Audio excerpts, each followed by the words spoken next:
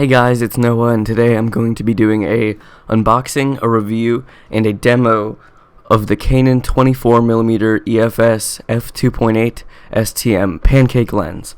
This is a really great lens for beginners in photography or photographers that want a good landscape lens for a very cheap price.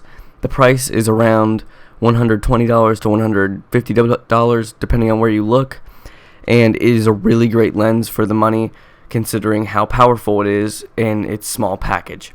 Inside the box you will only find some documentation, packaging, and the lens itself. But don't let that discourage you, because this lens is packing a lot of power for such a cheap price and such a small package.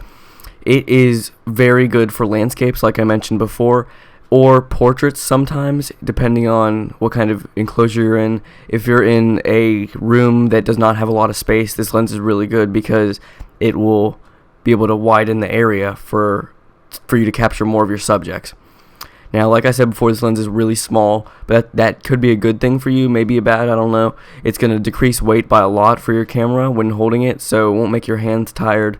And it is a very low profile, so it will stay very close to your camera, so it's very good for walk around photography. Not as good for taking pictures of subjects far away, because of its wide angle, it won't be excelling in that area, but it will be excelling in the area of landscapes or photographs that you would like to take at a wider angle. This is a very good option for a wide angle lens for your Canon camera, because it is made of very nice build quality materials. As you can see there, it has a steel mount, which most kit lenses or cheaper lenses that Canon makes do not have steel mounts. They usually have plastic. Even their 18 to 55mm STM, it has a plastic mount, even though it costs more than this lens. One thing you may notice, or actually two things you may notice when you take this out of the box, is one, it is only APS-C compatible, as you can tell by the white square only on the side of it. And what that means is basically this lens will only work on Canon's crop sensor cameras. It will not work on full frame cameras. The lens is just, the mounts are simply incompatible, and even if they were, the glass is too small for the full frame sensor to capture all of the detail. And the second thing you noticed is that it has a 52mm thread, which means if you are starting out in photography, most likely all of your other threads will be 58mm, and if you have any filters for your other lenses, then it will not work with this filter. You'll need a step-up adapter. It'll have to be 52 to 58mm step-up adapter, and I do a review on that. It's the Targus polarizer and adapter combo kit, and I can link that in the description for you guys to check out. But that's basically the only way you're going to get your 58mm filters on this lens. Also, the lens caps will not be incompatible, so you can't use this lens cap with any of their 58mm lens.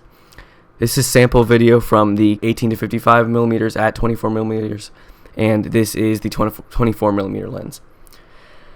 As you can see, there was a little less distortion with the 24mm pancake lens, as expected, because it is geared at only 24mm, and it also has great focus capabilities considering it is such a small lens. It's pretty amazing considering how small it is that it can have such great focusing capabilities, and the depth of field is really great because you have that 2.8 aperture. As you can see, the follow focus is pretty good with this lens, and it's virtually silent because it is STM. Thank you guys for watching, and if you liked this video, please leave a like, comment in the comment section if you have any questions, and subscribe to my channel if you like these kinds of videos. Thank you again for watching, and I will see you guys in my next video.